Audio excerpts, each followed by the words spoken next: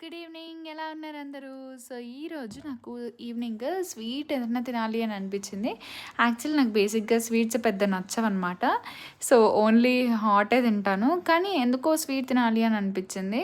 సరే అని చెప్పి అమ్మని అడిగాను. ఏదన్నా త్వరగా అయిపోయే స్వీట్ ఏదన్నా ఉంటే చెయ్యి అంటే, సరే అని చెప్పి కేసరి చేస్తుందనమాట.